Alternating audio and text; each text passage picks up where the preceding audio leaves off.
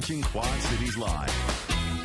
If you or a loved one have narcolepsy, there is a new organization in the Quad Cities for you, lending support and community. Pat Brammann and Amy Gentry are here at the Quad Cities Narcolepsy Club, which is hosting its first meetup here real soon.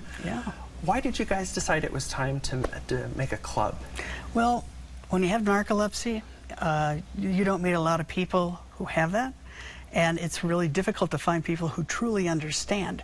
There's so many misconceptions about narcolepsy, and Amy's interested, and it's her and I right now. There's a few other people, but it's just so nice to meet somebody who also has it and understands everything you're going through.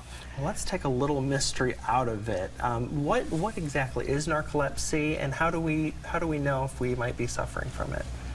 Well, there's a lot of misconceptions out there. I swore up and down to my doctor that I did not have narcolepsy, and I didn't find out till I was almost 50 years old.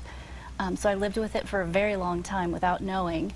And I was even scared to take the test because of the misconceptions. I told my doctor, I don't want my driver's license to be taken away. But it's not. That's a misconception. It's not. There are treatments out there. So it is a sleep study. It's actually a sleep study with a nap study following it to find out if you have narcolepsy. And that is what diagnoses you. So it's considered a sleep disorder in part? Absolutely. It's actually a very serious sleep disorder. When you they put all kinds of electrodes, which she was talking about, all over your head and your body for that matter. And then they have you sleep overnight, because what happens is you've got stages of sleep, stage 1, 2, 3, 4, and then REM. And REM is where you're supposed to be paralyzed and dreaming. Well, people with narcolepsy don't quite do that. We march to the beat of our own drum. And what did with me is I would go up to maybe number 3, as you go all through that. You know, 2, 3, 4, REM, 2, 3, 4, REM. That's how you're supposed to do it all night. I pretty much stayed in 4, which is comatose. I mean, that's when you wake up somebody and they're really hard to wake up because they're in that deep stage of sleep.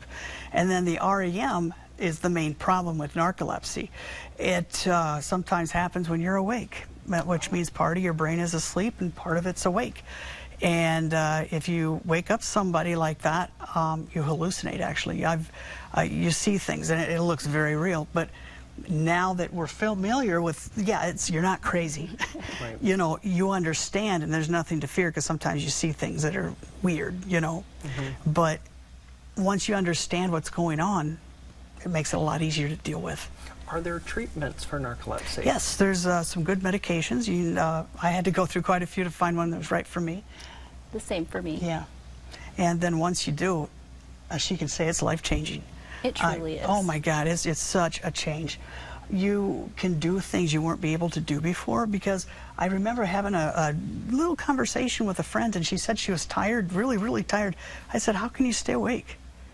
She said, what do you mean? I said, how do you stay awake when you're really tired? Because I couldn't do it. Well, somebody that doesn't have that just has no idea. Or somebody, I think that happened to you, and somebody said, oh, narcolepsy, yeah, I get tired too. Yeah. Not the same. It is not the same. Because even with narcolepsy, you can sleep for quite some time, but still be tired. Oh, you're tired every day, all day. Doesn't matter. I could sleep all afternoon and then sleep all night. And, you know, before I was diagnosed, I thought, well, is it too much sleep or is it not enough sleep? I didn't know what was wrong with me. You need more Geritol? You know. So this club, you're having your first meetup coming up this next week. What can we expect if we're able to attend, and how will you continue this? Will this be a monthly? Well, we both decided we don't want it to be called a support group, because then people think you're sitting in a circle crying, and that's not it at all. We're going to meet up at the River House Bar and Grill in Moline. That's right, almost across the street, not quite, but a little ways from the Tax Slayer Center. And 6 o'clock on Tuesday. That's the second Tuesday of each month, and that may change. But we got a table that we've already talked to them. Yeah, you can come here, and as we grow, I hope to maybe schedule some trips if somebody wanted to take one at discounts. It would be a lot of fun. And we do encourage family and friends to come too, because it affects them too. It just does. I mean, my husband and I can't stay out late at night, because once my medication starts wearing out, kind of like Cinderella.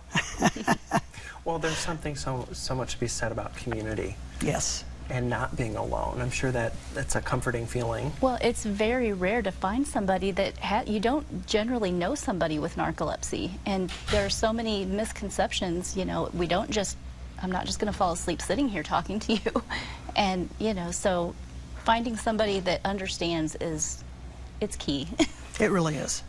Well, we invite those of you that deal with narcolepsy, even if you have a loved one, and maybe the loved one doesn't want to go, but you want to go, find some support and community, reach on out to the Quad Cities Narcolepsy Club. You can find them on Facebook. They're having their first official meetup. It's coming Tuesday at 6 there at the River House Restaurant in Moline.